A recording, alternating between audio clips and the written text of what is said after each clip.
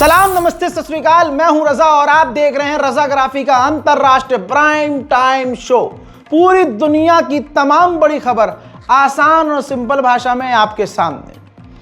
मोहतरम हजरात, बड़ा अपडेट पाकिस्तान और सऊदी अरब के बीच का है। आपको याद होगा कि पाकिस्तान और सऊदी अरब ने डील की थी, मिलिट्री डील, डिफेंस डील। अब मोहम्मद बिन सलमान और पाकिस्तान ने इसके अंदर के जो पुर्जे खोले हैं कि डील के अंदर क्या क्या है, तो सुन लीजिए क्या है। सीधी बात यह है कि पाकिस्तान और सऊदी अरब एक हो गए हैं। हम तो सोच रहे थे कि भाई लड़ाई दंगे में साथ देंगे एक दूसरे का, ना ना ना ना, अब ये रोजाना वाला साथ हो गया है।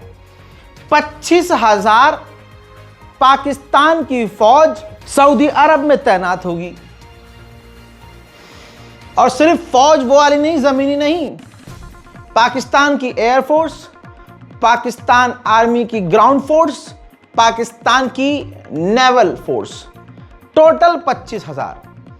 3 स्टार वाले जनरल कमांडर 4 से 5 पाकिस्तान में होंगे और पाकिस्तान की फौज का वो टुकड़ा जिसमें 3-4 ब्रिगेड कहा जा रहा है, वो टुकड़ा जो सबसे एडवांस होगा वो सऊदी अरब में तैनात होगा, सऊदी अरब की रक्षा और सुरक्षा के लिए। तो दोस्तों, आप समझ सकते हैं कि पाकिस्तान और सऊदी अरब कितना करीब आ गए हैं। हजरात, इतना ही नहीं, पाकिस्तान की ये फौज बॉर्डर में, यानी सऊदी अरब के बॉर्डर पे, सऊदी अरब के अंदर, सऊदी अरब के शहरों में, शहरों के बॉर्डर, स्टेट बॉर्डर पर भी तैनात होगी। यानी पूरा सऊदी अरब का कंट्रोल जो है, सिक्योरिटी कंट्रोल पाकिस्तान संभालेगा। यह पाकिस्तान के इतिहास के लिए सबसे बड़ी बात और भारत के लिए सबसे बड़ा झटका है। दोस्तों, इतना ही नहीं, पाकिस्तान से जुड़कर पाकिस्तान के जरिए सऊदी अरब चीन से उसका J-10C और दूसरे 5th और 6th जनरेशन के एडवांस फाइटर जेट की तकनीक लेना चाहता है। और यह पाकिस्तान दिलवा भी देगा क्योंकि चीन उसकी इतनी बात रखता है। इधर सिर्फ यही नहीं, सऊदी अरब तालिबान और भारत से पाकिस्तान की दोस्ती करवाएगा। यह जिम्मेदारी सऊदी अरब की है। लेकिन यह बहुत बड़ी बात है कि पाकिस्तान सेना भी देगा सऊदी अरब को। पाकिस्तान की जो फौज सऊदी अरब में तैनात होगी उनको अच्छी खासी कीमत भी मिलेगी।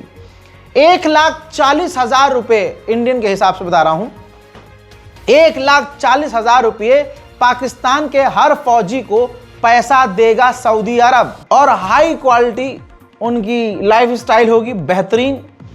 तो उन पाकिस्तानी फौजियों की बल्ले बल्ले होगी जो सऊदी अरब के लिए लड़ेंगे। यही नहीं, पाकिस्तान इसी डील के अंदर है कि पाकिस्तान सऊदी अरब को शॉर्ट रेंज की मिसाइलें, एयर डिफेंस सिस्टम, बंदूक और गोलियां और इस तरह के हथियार सऊदी अरब को पाकिस्तान देगा। तो अब भूल जाइए कि पाकिस्तान और सऊदी अरब के बीच टकराव होगा, क्योंकि इन्होंने लंबी दोस्ती के लिए हाथ मिला लिया है। ये भारत के लिए बात अच्छी नहीं है। सबसे बड़ी बात तब आई, पाकिस्तान शुरू से कह रहा है कि हम मुस्लिम नेटो बना रहे हैं, नेटो, मुस्लिम नेटो, जिसमें मुस्लिम देश आ सकते हैं। पाकिस्तान ने दिमाग ये नहीं लगाया कि वो कहे अरब नेटो, पाकिस्तान ने कहा कि मुस्लिम नेटो देश बना रहे हैं। अब कमाल की बात यह है कि हमारा समय खराब चल रहा है या पाकिस्तान की सरकार का अच्छा समय चल रहा है, यह आप डिसाइड कीजिए। वरना गोबरखोर तो कहते ही रहते हैं फलाना है तो मुमकिन है। बहरहाल मामला अब यह है कि इजिप्ट, जो बिल्कुल इजराइल का पड़ोसी है, इजिप्ट ने भी पाकिस्तान और सऊदी अरब से बात करना शुरू कर दिया है इस मुस्लिम नेटो में शामिल होने के लिए। पाकिस्तान के डिफेंस एग्रीमेंट की तरह डिफेंस पर बात करना शुरू कर चुका है इजिप्ट भी। आंकड़े ये आ रहे हैं और अंदाजा ये लगाया जा रहा है कि इजिप्ट भी बहुत जल्दी इस ग्रुप में शामिल होगा। लेकिन दूसरी तरफ पाकिस्तान की सिरदर्दी पाकिस्तान के अंदर है। अब तालिबानी आतंकवादी जो तहरीके तालिबान पाकिस्तान है, वो पाकिस्तान के आर्मी चीफ को धमका रहा है और चैलेंज कर रहा है कि तुमने अगर बकरी का मतलब तुमने अगर मां का दूध पिया है तो सामने आओ और हमसे लड़ो। और ये पाकिस्तान के अंदर रहकर टीटीपी पाकिस्तानी आर्मी चीफ को चैलेंज कर रहा है। यह पाकिस्तान के लोगों की मजबूरी है कि वो अपनी देशभक्त की कैटेगरी से बाहर नहीं निकलना चाहते और वो इस खबर को एक्सेप्ट नहीं करेंगे। लेकिन मैं आपको सबूत दूंगा और हम पाकिस्तान की आवाम की टेंशन समझते हैं कि भाई वो बेचारे कुछ नहीं कर सकते, क्योंकि अगर कुछ बोलेंगे तो देश के गद्दार कहलाएंगे, कबूल कर लेंगे तो बेइज्जती महसूस करेंगे। लेकिन पाकिस्तान में जिस तरह से आतंकवादी संगठन इस्लाम और दीन के नाम पर पनप रहे हैं चोला इस्लाम का पहनकर, ये पाकिस्तान के लोगों के लिए खुद खतरा बन रहे हैं। आने वाले कुछ ही महीने में आप देखेंगे पाकिस्तान के अंदर बड़े हमले होंगे, पाकिस्तान में बड़े धमाके होंगे, क्योंकि जब मुहर्रम आता है तो पाकिस्तान में एक खास समुदाय को निशाना बनाया जाता है और पाकिस्तान की सरकार खामोश रहती है। पाकिस्तान में सारे ही मुसलमान हैं लेकिन मिलकर कोई नहीं रहता। इत्तेहाद की बात स्टेज पर की जाती है लेकिन जमीन पर वो नजर नहीं आता। जो पढ़ी लिखी पाकिस्तान की जनरेशन है बेशक से वो हक बात बोलने का दम रखती है और आपसी रंजिश को खत्म करती है, लेकिन ये जो आतंकवादी संगठन हैं इन्होंने पाकिस्तान का पूरा बेड़ा गर्क किया हुआ है। पाकिस्तान की गवर्नमेंट इनसे जीत नहीं पाती तो इल्जाम सीधा सीधा भारत पर डाल देती है। अब आप देखिए खैबर पख्तूनख्वा कितना बड़ा इलाका है पाकिस्तान के लिए, और पेशावर का नाम तो आपने सुना ही होगा। लीजिए सबूत आपकी स्क्रीन पर। टीटीपी ने पेशावर जाने वाला जो रास्ता है वहां पर चेक पॉइंट बना दिया है। यहां तक कि पाकिस्तान की मिलिट्री भी पेशावर की तरफ इस रास्ते से, यानी आप खुद देखिए यहां पर पाकिस्तान की फौज है ही नहीं। आप ये नहीं कह सकते कि ये तालिबान या अफगानिस्तान का वीडियो है, ये प्रॉपर पाकिस्तान का ही वीडियो है। और पाकिस्तान के अंदर पेशावर जाने वाले हाईवे पर कई सारे रास्ते होंगे मैं मानता हूं, लेकिन किसी न किसी एक रास्ते पर ये देखिए टीटीपी ने चेक पॉइंट बना लिया है और पाकिस्तान की फौज वहां पर नदारद है। भारत को धमकी पाकिस्तान देने में पीछे नहीं हटता। एक ये वही चीज है जो बड़ी आराम से ये पाकिस्तान किसी को भी दे सकता है, लेकिन पाकिस्तान की सरकार पाकिस्तान के आवाम को नहीं समझ रही है कि पाकिस्तान की आवाम की जो जनरल प्रॉब्लम है पहले उसको सॉल्व करना होगा। जैसे भारत से लड़ने की बात कर रहे हैं और ससुरों के पास टमाटर नहीं है। टमाटर 600 रुपया किलो पहुंच चुका है सिर्फ इस वजह से क्योंकि पाकिस्तान ने अफगानिस्तान से अपना हाथ छुड़ा लिया है। ट्रेड बंद है, बिजनेस बंद है, दोनों एक दूसरे को कोस रहे हैं। हजरत मोहतरम, पाकिस्तान ने एक और संगठन तहरीके लब्बैक पाकिस्तान, जिसने गाजा और फिलिस्तीन के लिए सड़कों पर उतरकर प्रदर्शन किया, जिन्होंने अपने हिसाब से हक की बात की, आवाम की बात की, उस टीएलपी को भी पाकिस्तान ने बैन कर दिया। यह हाल पाकिस्तान का है। उधर दोस्तों खबर की तरफ आगे बढ़ें तो अमेरिका ने अब तक का सबसे बड़ा बैन रशिया पर लगा दिया है। रूस की जो सबसे बड़ी तेल की कंपनियां हैं अमेरिका ने उसको बैन कर दिया है और इसका असर पहले दिन से ही रशिया पर पड़ना शुरू हो चुका है। दूसरी तरफ यूरोपीय यूनियन ने 19वां पैकेज बैन का रूस पर ठोक दिया है। इस बैन के अंदर प्लम्बिंग के सारे सामान, पाइप, टॉयलेट के सामान, टॉयलेट शीट, वो टोटियां, इन तरह की चीज़ें जो रशिया में नहीं बनती वो बाहर से इंपोर्ट करता है यूरोप से, उन कंपनियों को भी यूरोपीय यूनियन ने ब्लैकलिस्ट कर दिया है। और हालांकि इसके अलावा सैकड़ों चीज़ हैं जो अब रूस के अंदर नहीं मिलेंगी। इस बैन का असर अब सारी दुनिया पर पड़ रहा है। जो रूस के साथ थे अब मजबूरी में वो भी पीछे हट रहे हैं। चाइना की भी कई सारी कंपनियों ने बैन रूस पर लगने के बाद रूस से ट्रेड कम कर दिया है। ठीक इसी तरह से भारत, मोदी सरकार छाती पीट पीट के रशिया को अपना दोस्त बता रहे थे और ट्रंप की बात सही साबित हुई। मैंने 3 दिन पहले कहा था, पूछा था कि झूठा कौन, मोदी या ट्रंप। अब साबित हो गया। ट्रंप ने पहले ही कह दिया था कि भारत रूस से तेल लेना कम कर देगा। मेरी प्रधानमंत्री मोदी से बात हुई है, लेकिन यहां पर कहा जा रहा था अंध भक्तों के द्वारा कि नहीं, हम तो लेंगे। ले ले ले ले। अब सुनिए, ये रही रिपोर्ट आपकी स्क्रीन पर, गूगल भी कर लीजिए, पढ़ भी लीजिए और आपको कहीं और से मिल भी जाएगी ये खबर। भारत की बड़ी बड़ी कंपनियों ने फैसला कर लिया है कि वो रूस से तेल लेना बंद कर देंगी, और ये इसलिए क्योंकि रूस पर बैन बड़े लग चुके हैं।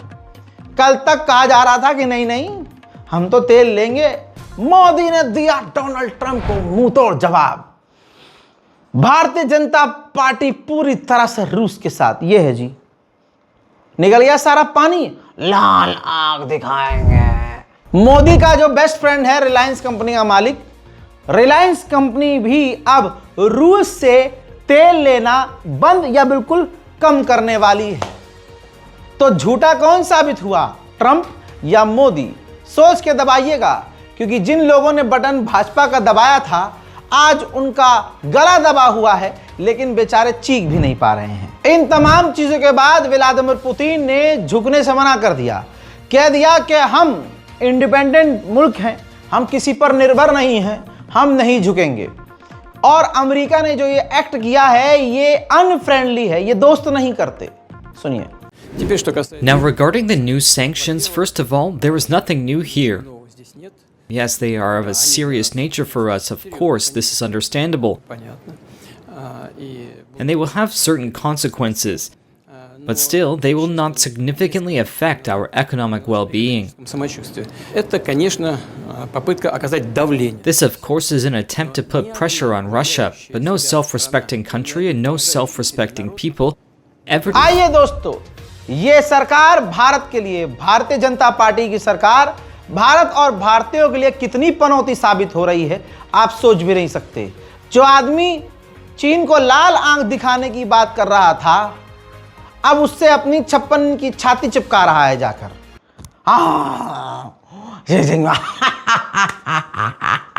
खाली हंसता है मुंह फाड़ के और आदमी सोचता है पता नहीं यार कितना बेहतरीन याराना है इनका। चाइना भारत के लिए बड़ा खतरा बन रहा है, हर दूसरे दिन खबर आ रही है, लेकिन मोदी और मोदी जी के भक्त, उनकी औकात नहीं है कि सड़क पर उतरकर चीन के खिलाफ नारा भी लगा सकें। मोदी जी पलट देंगे हाथ डाल के कि अच्छा मेरा मित्र के लिए तुम कर रहे हो बकवास बात। तवांग भारत का इलाका है, 100 किलोमीटर ज्यादा दूर नहीं होता है आप अगर कार से हैं, और मैं कहूं कि 100 किलोमीटर कितना दूर है आपसे, अगर आपके पास जहाज हो आप कहेंगे रजा भाई 100 किलोमीटर तो 10 मिनट में। अच्छा मैं कहूं अच्छा वो छोड़ो, अब तुम्हारे पास फाइटर जेट है तो 100 किलोमीटर कितनी दूर है आपके लिए कि भाई 3 मिनट 4 मिनट। आप सुनिए, भारत का इलाका है तवांग, तवांग से सिर्फ और सिर्फ 100 किलोमीटर दूर चाइना ने बॉर्डर के इलाके पर अपने, ये सैटेलाइट इमेज दिखा रहा हूं देखिए, चीन ने हवाई किला बनाने की तैयारी शुरू कर ली है। लहुंजे एयरबेस में लड़ाकू विमानों का विशाल हैंगर, बड़ा हैंगर तैयार कर लिया है। भाई तैयारी नहीं की है बनाने की, चाइना ने बना लिया है। तवांग से सिर्फ 100 किलोमीटर दूर, जहां पर 36 मजबूत नए शेल्टर बना लिए, बड़े फाइटर जेट उतारने की एयर पट्टी बना ली चीन ने, भारत से सिर्फ 100 किलोमीटर दूर।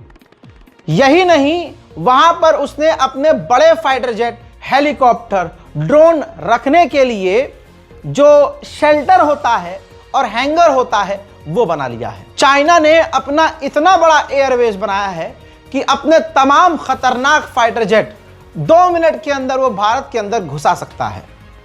लेकिन मोदी और मोदी जी के जितने भी गद्दार मुसलमानों को और ईमानदार हिंदुओं को, दलितों को गाली बकने वाले जो झुंड हैं, उनकी औकात नहीं कि इस पर बोल सकें। आज दुनिया में साबित हो रहा है कि फर्जी राष्ट्रवादी कौन है। आज पता चल रहा है कि सावरकर, माफी वीर और गोडसे की औलाद और उनकी नस्ल कौन है। यह तो ऊपर वाले की मार है इस मोदी सरकार को और तमाम गोबर खोरों को, पैखाना खोरों को, मूत पियाओं को, जो अभी 4 साल पहले तक, आज जो बहुत उसकी बात कर रहा है ना हलाल और झटका, भाई कल फिर यह जलील होगा। लेकिन इनके अंदर टैलेंट यह है कि इनका ज़मीर नहीं है, इनकी कोई सेल्फ रेस्पेक्ट नहीं है। काहे? अरे भाई जो आदमी गू चाटता हो, पेशाब पी लेता हो, उसे किसी चीज से फर्क पड़ेगा? तो भारत में ऐसे बहुत लाखों करोड़ों लोग हैं जो ये खाते पीते हैं ये चीजें। वीडियोस यूट्यूब पर मौजूद हैं, जाइए देखिए। आज फिर देखिए, भारत ने आज सोचिए, जिस तालिबान को ये गाली बकते थे, आज तालिबान से हाथ भी मिला रहे हैं, छाती भी मिला रहे हैं, याराना भी निभा रहे हैं। और पहली बार तालिबान के आने के बाद अपना राजदूत, तस्वीर आपके सामने, ये अफगानिस्तान के तालिबान के अंदर भारत का पहला राजदूत है। नाम इनका करण यादव है। करण यादव। तो आज के बाद कोई भी हिंदू समाज का व्यक्ति मुसलमान को तालिबानी आतंकवादी इस तरह से जुमला जब इस्तेमाल करे तो करण यादव का नाम लेकर इनके मुंह में पेशाब कर दीजिएगा दोस्तों, कि तुम्हारी औकात ये है। करण यादव तालिबान में मौजूद है, अफगानिस्तान में भारत का राजदूत बना बैठा है। तालिबान से हमारा कोई सलाम दुआ नहीं, अफगानिस्तान से हमारा कोई लेना देना नहीं, और मुसलमान हैं हम इसलिए हम तालिबानी आतंकवादी हो गए, हम मुल्ले हैं तो आतंकवादी हो गए। और तुम करण यादव साहब जो खुद तालिबान के बीच बैठे हैं जाकर और थूक के तुमने चाट लिया, कल तक गरिया रहे थे, आज दोस्ती कर ली।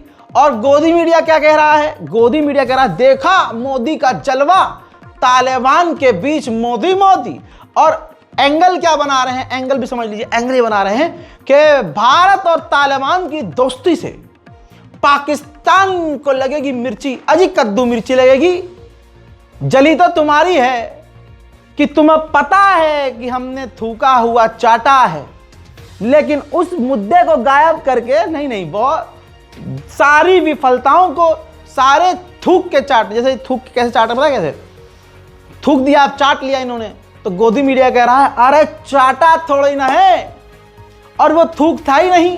अगर चाटा भी है वो थूका थोड़ी ना था, वो तो शहद पड़ा हुआ था और वो शहद बहुत कमाल का था, इसलिए चाटा गया है। और शहद को चाट के ही खाया जाता है, चाट कर ही मजा आता है। पूरी जनता को मैनिपुलेट किया जा रहा है, लेकिन एक कौम है अल्लाह की, उसको अच्छे से पता है कि हमें बचाने के लिए हमारी तरफ से, क्योंकि हम तो जवाब दे नहीं सकते और हमें कुछ ऐसा चाहिए नहीं कि हमारी कौम को नुकसान हो, तो हम अल्लाह की जो कौम है, अल्लाह हमारी तरफ से जवाब देने के लिए है। और ये 4 साल के अंदर ही जवाब दे दिया गया है।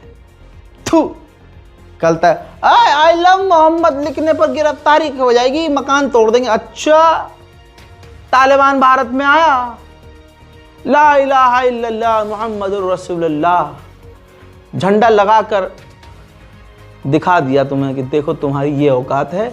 और ये जो हिंदू मुसलमान नफरत करवा रहा है ना तुम्हारा नेता, ये बस गरीबों पर ही है उसका जुल्म। बराबरी की बात आए तो अरब देशों के नेताओं के छाती से छाती मिलाकर दांत फाड़कर हंसता है। मलेशिया के अंदर एशियन समिट है, एशिया के तमाम देश होंगे, डोनाल्ड ट्रंप भी वहां मौजूद होंगे। भारत की तरफ से प्रधानमंत्री को जाना था, लेकिन भारत के प्रधानमंत्री, शेर प्रधानमंत्री नहीं जाएंगे, उनकी तरफ से जयशंकर जाएंगे, लेकिन मोदी जी वीडियो कॉन्फ्रेंस के जरिए जुड़ेंगे। कांग्रेस का कहना यह है कि ट्रंप से सामना ना हो, इसलिए मलेशिया जाने से हमारा शेर बच रहा है। अब सारी जिंदगी भाई अंडवे चीखते रहें, फलाना है तो मुमकिन है, फलाना है तो मुमकिन है। दुनिया को पता चल चुका है कि फलाना है, इसलिए तमाम नामुमकिन नफरतें आज के दौर में नजर आ रही है। भारत की फौज, तीनों सेना, तीनों थल, तीनों सेक्टर की सेना, एयरफोर्स हो, नेवल हो या हमारी ग्राउंड फोर्स हो, तीनों को मजबूत करने के लिए 97,000 करोड़ के हथियार खरीदे जाएंगे, जिसमें एडवांस नाग मिसाइल सिस्टम और एडवांस मशीन गन भी शामिल है। कई तरह के हथियार शामिल हैं। उधर आज तक का इतिहास है, भारत में जिस जगह, जिस स्टेट में चुनाव होता है, वहां अचानक से आतंकवादी भी घुस जाते हैं, वहां पर दंगा भी हो जाता है और मुसलमानों को दबाकर पीटा जाता है। बिहार के वैशाली के इलाके में हिंदुओं ने मुसलमानों की मस्जिद पर हमला किया और मस्जिद के अंदर तोड़फोड़ की। सिर्फ इतना ही नहीं, मस्जिद के अंदर घुसकर संस्कारी समुदाय ने मुसलमानों की कुरान पाक को फाड़ दिया, कुरान की तौहीन की, मस्जिद की तौहीन की, और यह मोदी सरकार ही करवाती है, क्योंकि इस दंगे फसाद से उनको यह पैगाम मिलता है कि देखो हम अगर आएंगे मुसलमानों की चूड़ी टाइट करवाएंगे और करेंगे, और अगर हम नहीं आए तो हिंदू खतरे में है। हालांकि सबको पता है कि हिंदू कभी खतरे में नहीं था, हिंदुत्व खतरे में कभी नहीं था। ये खुद हिंदुओं को डराते हैं और सिर्फ अपनी राजनीति चमकाने के लिए हिंदू मुसलमान करवाते हैं। हाल भारत में यह है कि हमारी ही मस्जिद तोड़ी जाएगी, हमारे ही कुरान का अपमान करा जाएगा, उल्टा सीधा बोला जाएगा, हमें गालियां बकी जाएंगी, और जब हम विरोध करेंगे तो हम मुसलमानों को ही गिरफ्तार करके जेल में ठूस दिया जाएगा। अब यह बात तो अरब देशों तक पहुंचानी चाहिए। अरब में रहने वाले कुछ अगर मुसलमान ऑफिशियल्स हैं तो वहां यह बात पहुंचाएं, क्योंकि अरब से अब भारत का चलता है मोटा ट्रेड। जब कतर ने नुपुर शर्मा, जब कतर से आवाज उठी, नुपुर शर्मा क्या ही आग मूत रही थी यहां। जब कतर से और अरब देशों तक यह खबर पहुंची और उन्होंने आवाज उठाई और मोदी सरकार से साफ कहा कि भाई ये क्या चल रहा है, इस्लाम दीन और पैगंबर पर तुम्हारे पार्टी के लोग अपमानित कर रहे हैं, गालियां बक रहे हैं हमारे पैगंबर को। भाई साहब हिल गई मोदी सरकार। तुरंत पता क्या हुआ, नुपुर शर्मा को पार्टी से भी निकाला, और आज नुपुर शर्मा आज तक वो पीछे ही है, आगे नहीं आ सकती, क्योंकि भारत का जो ट्रेड है, भारत की जो दोस्ती है अरब देशों से बहुत पक्की है। इतने दूसरे देशों के साथ पक्की नहीं है भारत की दोस्ती जितनी अरब देशों से पक्की दोस्ती है। और मोदी जी को बहुत तगड़ा सम्मान यूएई और दूसरे देशों में, अरब देशों में मिलता है, तो भाई उनका तो हक बनता है। तो अब मामला यह है कि जो कुछ भी यहां हो रहा है अरब की मीडिया तक पहुंचे, अरब के रहनुमाओं तक पहुंचे, हुक्मरानों तक पहुंचे, तो ये सब कुछ सही हो जाएगा। अमेरिका को पछाड़ने के लिए देखिए, अब अमेरिका की भी इतनी इज्जत बची नहीं है ट्रंप की वजह से। ट्रंप ने पूरे अमेरिका का बेड़ा गर्क कर दिया। अब यूरोप की जो सैटेलाइट कंपनियां थीं अलग अलग थीं, और वो स्टारलिंक अमेरिकी कंपनी को टक्कर नहीं दे पा रही थीं अंतरिक्ष में। तो अब यूरोप की दर्जनों कंपनियां एक हो गई हैं, हाथ मिला लिया है कि अमेरिका की स्टारलिंक को पीछे पहुंचा देंगे। जालिम का इंतकाम तो गैब से होता है भाई, गैब से मदद आती है।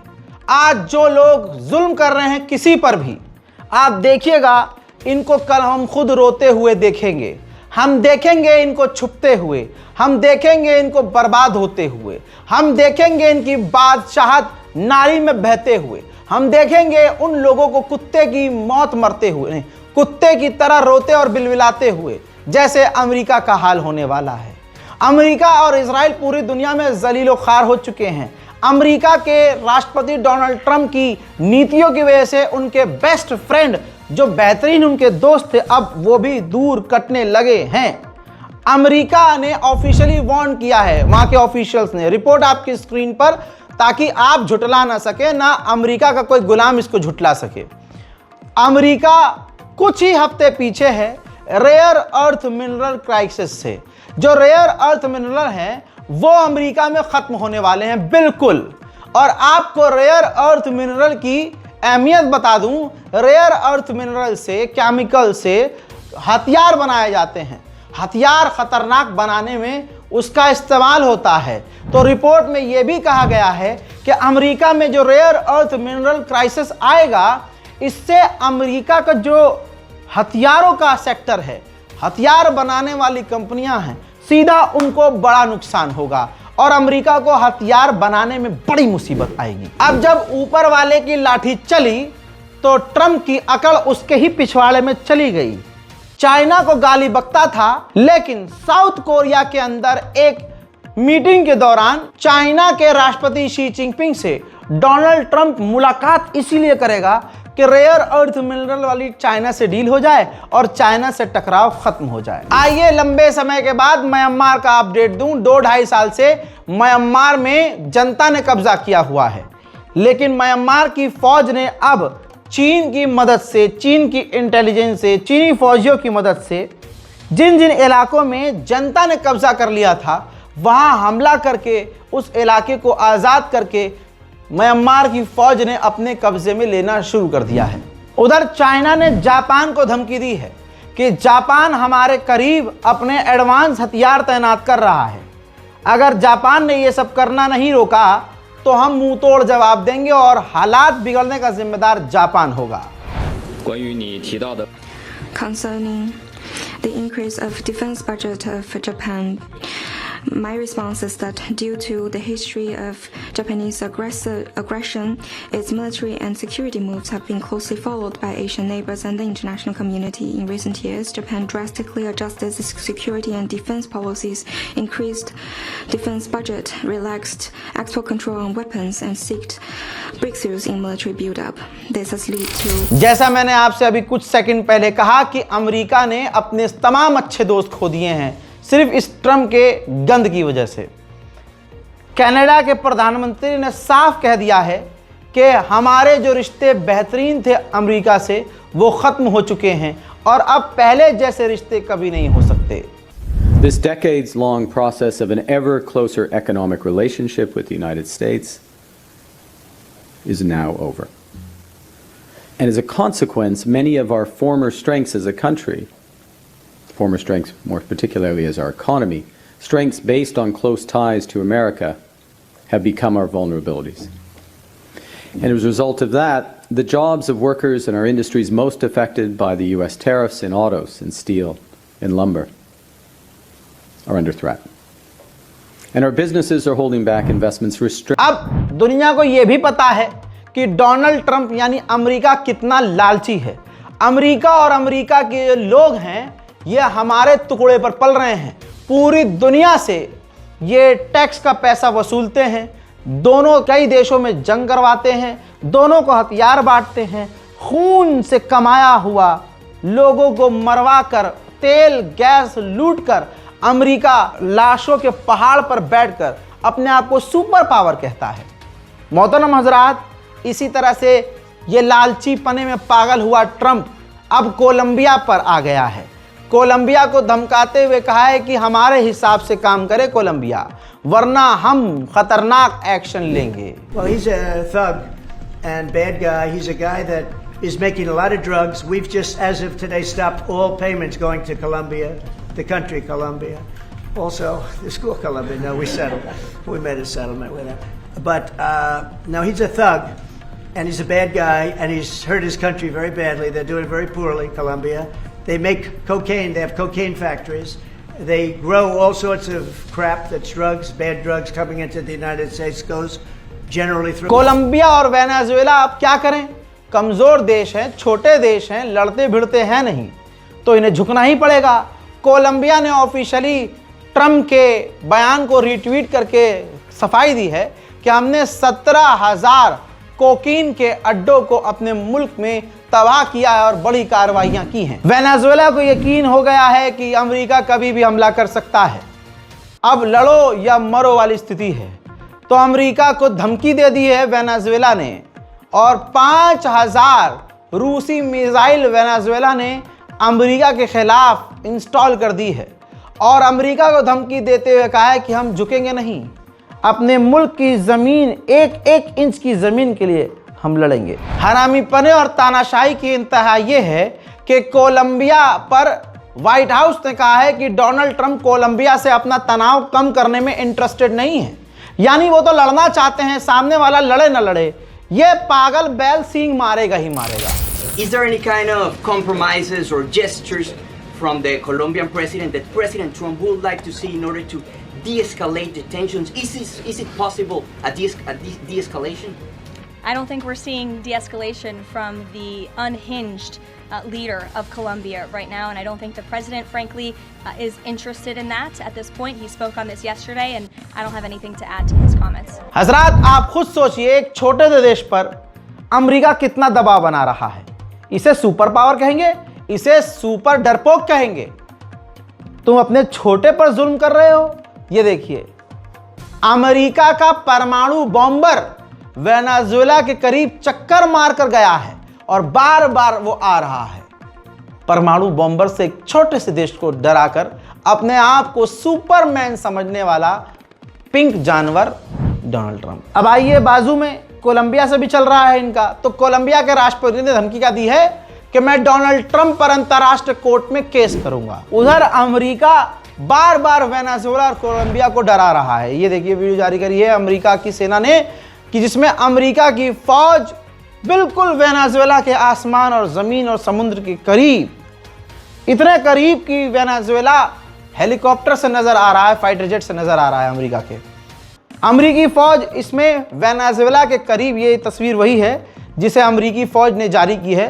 वेनेजुएला के करीब अमेरिका की फौज खतरनाक ड्रिल कर रही है और कहा जा रहा है कि किसी भी वक्त हमला अमेरिका वेनेजुएला पे कर सकता है। वहां बिल्कुल मूसाद की तरह, जैसे ईरान के अंदर मूसाद मौजूद है, वेनेजुएला के डिफेंस मिनिस्टर ने कहा कि हमें मालूम है कि अमेरिका की CIA वेनेजुएला में मौजूद है, लेकिन वो अपने मकसद में नाकामयाब होंगे। Sabemos que la CIA, bueno, está allí presente no solamente en Venezuela, sino en todas partes del mundo donde no haya embajada. Donde haya una embajada, mejor dicho, de los Estados Unidos, allá estará operando la CIA. Así que bueno, desde aquí nosotros con humildad decimos Venezuela भी पीछे नहीं है। Venezuela ने video जारी किया है अपने Su-30 fighter jet के अंदर KH-31 एंटी शिप मिसाइल तैनात कर रहे हैं और अमेरिका की नेवी को वेनेजुएला की नेवी धमकी दे रही है। डोनाल्ड ट्रंप ने ऐलान कर दिया है कि अभी तक तो हम वेनेजुएला की शिप पर हमला कर रहे थे, लेकिन अब हमारा अगला हमला वेनेजुएला की जमीन पर होगा।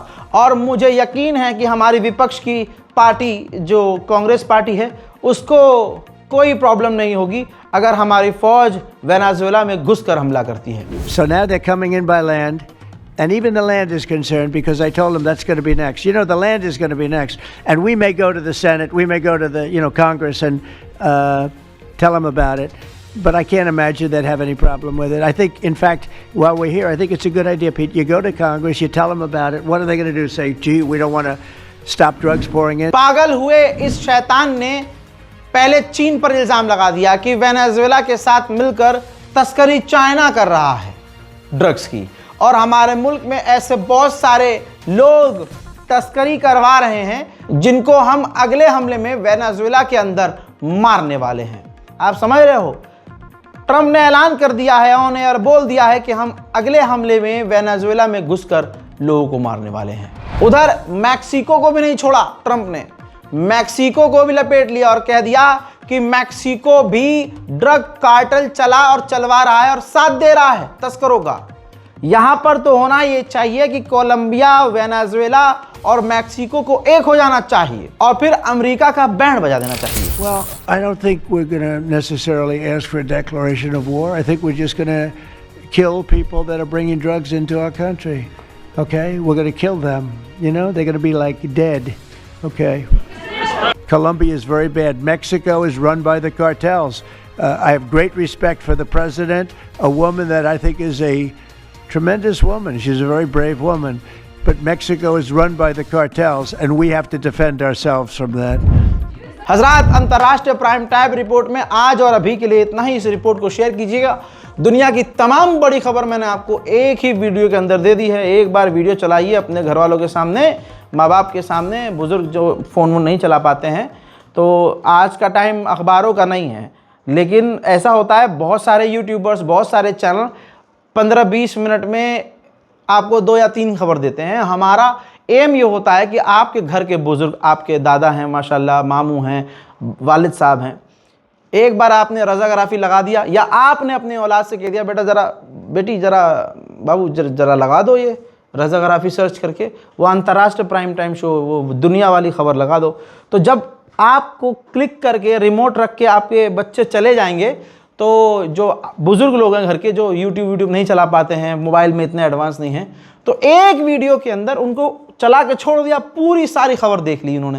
तो दूसरे चैनलों पर आपके घर वाले मोबाइल चला नहीं पा रहे हैं, जो हमारे मतलब दादा की उम्र के लोग हैं, और अखबार का टाइम है ही नहीं, अब ये बेचारे पढ़ भी नहीं पाते, नज़र कमज़ोर है। ये मैं अपना मकसद बता रहा हूँ कि अंतर्राष्ट्रीय प्राइम टाइम शो बहुत कामयाब आपकी तरफ से शो है हमारा, आप लोगों की दुआएं हैं। लेकिन इसका मेन मकसद ये है कि एक वीडियो के अंदर दुनिया की हम तमाम बड़ी खबर इसीलिए देते हैं क्योंकि खबरों में नौजवानों को तो इंटरेस्ट है नहीं, उनको तो दीदी कुछ चीज़ दिखा रही होती है इंस्टाग्राम पर, वो उनको अच्छा लगता है। गंदी अश्लील फालतू चीज़। हमें आजकल के नौजवानों को खबरों के बारे में पता ही क्या है, उनको पिछली गली में क्या हो रहा है उनको उसमें इंटरेस्ट नहीं है। तो जर्मनी, फ्रांस, ब्रिटेन, वेनेजुएला, यहाँ क्या हो रहा है वो घंटा उनको कोई फ़र्क पड़ेगा? क्या हो रहा है भाड़ में जान दो। हमें तो जाके जिम में बॉडी फुलानी है और इंजेक्शन लेना है और बॉडी फुलाकर ऐसे चूतड़ निकाल कर फ़ोटो खींच के सोशल मीडिया पे डालना है, और गर्लफ्रेंड बनानी है बहुत सारी और बॉयफ्रेंड बनाने हैं बहुत सारे। ये हमारे समाज की गंदगी है। ऐसे में हमारी कोशिश ये है कि घर के जो बुज़ुर्ग हैं उनको आप एक बार हमारा ये वीडियो चलाकर छोड़ देंगे और अपने काम पे भी चले जाएंगे, तो हमारा एक पूरा वीडियो देखने के बाद आपके बुज़ुर्गों को, घर वालों को और आपको भी पूरी दुनिया की तमाम बड़ी खबर एक वीडियो के अंदर मिल जाएगी। ये हमारी छोटी सी कोशिश है, वरना हम इसके 3-4 टुकड़े करके पूरे दिन का कोटा पूरा कर सकते हैं, समझिए। फिलहाल के इस रिपोर्ट में इतना ही। चैनल को सब्सक्राइब कीजिए। मैं हूं रज़ा और आप देख रहे थे रज़ाग्राफी अनस्क्रिप्टेड। जय हिंद।